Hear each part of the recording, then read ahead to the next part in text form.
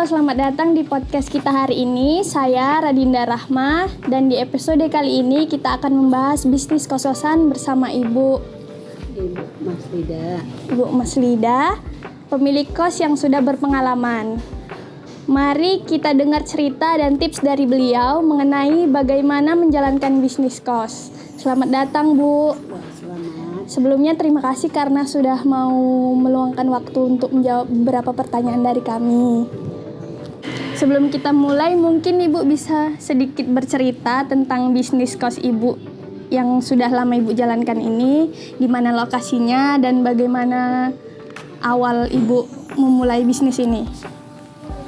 Yang pertama kos ini dibangun dari saya istilahnya rumah lama ya kan, jadi kecil-kecilan, lalu kakak yang mengelola istilahnya, jadi saya yang menjaga istilahnya kos-kosan ini sehingga menambah lah tempatnya, dibangun samping ya kan. Jadi inilah kos-kosan ini digabung, ada yang wanita ada yang pria istilahnya. Dia itu pakai peraturan yang namanya kos wanita itu dia dapat di tengah dan di pria di samping sama atas gitu. Kalau ditengok dari lokasinya, kos Ibu ini kan sangat strategis ya. Kalau dari penyewa yang biasanya tinggal di sini, mereka berasal dari latar belakang yang seperti apa, Bu? Apakah ada tipe penyewa tertentu yang paling sering memilih kos di sini? Maksudnya kayak ada kelas menengah, ada kelas atasnya, kayak ada pilihannya, atau memang untuk mahasiswa aja, atau ada untuk pekerja gitu?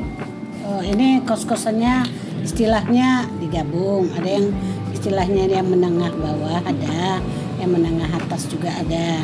Jadi dia istilahnya ada yang kerja, ada yang istilahnya anak mahasiswa, tapi kebanyakan anak mahasiswa. Dan harganya itu beda ya, Bu? Beda. Kalau boleh tahu, Bu, apa yang biasanya menjadi alasan orang memilih kos ini dibanding kos-kosan yang lain? Ini kos-kosannya saya yang menjaga, saya bertempat tinggal di sini juga. Jadi saya istilahnya menjaga anak-anak kos wanita dan pria ini saya pantau. Jadi mereka tidak ada macam-macam. Dan itu saya buat peraturan yang namanya istilahnya dia wanita, dia berteman sama lelaki, dia boleh di teras. Tapi kalau memang dia istilahnya masuk ke kamar, saya larang. Jadi saya memantau setiap namanya anak mahasiswanya yang kos di sini, saya dekatin dengan yang namanya cara yang terbaik lah buat anak kos mahasiswa sini. Ibu ini kan udah jalankan kos-kosan ini udah lama.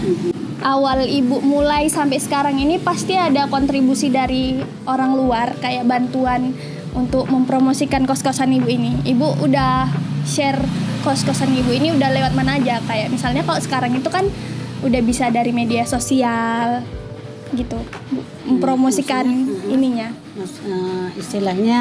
Maksudnya istilahnya dimasukkan ke media sosial gitu. Oh iya, itu yang kalau yang itu cara anak kakak Ibu yang membuatnya. Saya kan ibaratnya kurang ya kan, anak kakak anak Ibu itulah yang namanya si Fauzan lah yang membuat istilahnya membuat untuk yang namanya fasilitas yang begitu. Kalau misalnya dari orang-orang terdekat, Bu, maksudnya ada kontribusinya nggak? Kayak misalnya ada saudara Ibu, ini ada saudara saya punya kos-kosan gitu, kamu kos di sini aja gitu. Ada. Itu juga ada. Ada. Ini anak kosnya pasti kan banyak kan, Bu? Iya. Kayak mana cara Ibu untuk menjaga hubungan antara Ibu dengan para penyewa di sini? Apakah ada pendekatan tertentu yang Ibu lakukan? Dan bagaimana biasanya Ibu berkomunikasi dengan penyewa-penyewa yang ada di sini? Ini yang kos-kosan ini dia taunya dari teman-teman dia juga. Jadi dia menyatakan itu tempat kos Bu Ida yang agama. Dia tahu mereka mengasih solusi lah, situ bagus kosnya gitu. Tapi saya pernah juga bilang di sebelah kan ada saudara, ini kos-kosan juga. Tapi orang tuh lebih nyaman di sini gitu. Ibu ada agenda tertentu nggak, kayak misalnya untuk perayaan, entah buat makan-makan rame-rame untuk jaga hubungan sosialnya? Iya, kadang mereka ini membuat tahu bakar-bakar ikan atau ayam apa di atas, bakar-bakar inilah kan. Nah, udah gabung, saya minta lah istilahnya uang namanya apa, udah mereka saya pantau lah di atas kalau memang mau di atas. Tapi itulah orang tuh senangnya begitulah bergabung gitu. Kalau dari sisi penghasilan Bu, selain dari sewa kamar bulanan ini, apa ada dari hal lain? Maksudnya kayak kan selain dari bulanan, uang bulan, bayarnya per bulanan ya Bu? Per bulan ada per tahun, setengah tahun. Selain dari itu ada penghasilan dari hal lain nggak Bu? Kayak misalnya uang kebersihan, kayak gitu. Ada diminta? Atau Ibu sekalian catering? Enggak, catering enggak, karena mereka lebih suka nyamannya beli atau makan terbang. Tapi ada juga wifi, saya minta uang dana wifi sebulan 25 gitu kan. Jadi istilah biar adalah istilah mereka ini betah di kos-kosannya ada wifi gitu. Untuk menjalankan kos ini Bu, pasti ada hal-hal penting yang harus diperhatikan. Apa saja yang menurut Ibu kunci utama agar kos ini bisa tetap berjalan dengan baik? Bagi anak kos yang di sini, saya meminta istilah kebersihan sampah. Pada mereka saya suruh membuang sampahnya di tempat yang namanya udah ditentukan lah. Jadi setiap mereka itu wajarlah membuang sampah mereka daripada istilahnya berserak gitu di situ kan. Jadi kan setiap mahasiswa yang di sini kos wajarlah dia membuang sampah masing-masing dan menjaga kamar mandinya selalu bersih gitu. Kegiatan Ibu sehari-hari sendiri dalam mengelola kos ini seperti apa ya Bu? Kalau misalnya apa yang paling sering Ibu lakukan untuk memastikan semuanya itu berjalan lancar? Maksudnya kegiatan yang Ibu lakukan, maksudnya tentang kayak memeriksa pembayaran, terus kayak tadi juga sih memastikan kebersihan lingkungannya, terus Ibu cek kerusakan fasilitasnya kayak gitu. Iya. Itu juga diperiksa ya Bu? Iya, saya periksa setiap namanya. Udah gitu yang mana tamu saya perhatikan, jam bertamu itu kan ada waktunya. Setiap namanya bertamu jam 10 udah selesai istilahnya dia.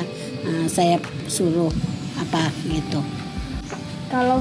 Kalau soal kerjasama dari pihak luar, apa Ibu bekerja sama dengan pihak lain untuk membantu mengelola kos ini, misalnya dalam hal perawatan atau promosi? Oh, enggak ada. Ibu sendiri ya? Ibu sendiri dari dulu. Untuk yang terakhir ini Bu, dalam menjalankan bisnis ini biaya terbesar yang harus Ibu keluarkan itu biasanya untuk apa saja? Yang terbesar istilahnya karena kan pakai air PDAM itu, kami kan nggak pakai sumur PDAM aja, jadi nggak pakai sumur bor. Jadi itulah yang terbesar, listrik sama air. Karena fasilitas listrik ini kami yang tanggung, tidak pakai token gitu. Jadi itulah yang agak merasa besar. Gitu. Terima kasih ya Bu sudah menjawab beberapa pertanyaan dari kami. Semoga hasil dari podcast kami ini bisa membantu teman-teman di luar sana, untuk para teman-teman yang ingin mendirikan sebuah usaha, mungkin bisa menjadikan Ibu ini sebagai role model ke depannya. Sekian video podcast kami, kurang dan lebihnya kami mohon maaf. Selamat sore.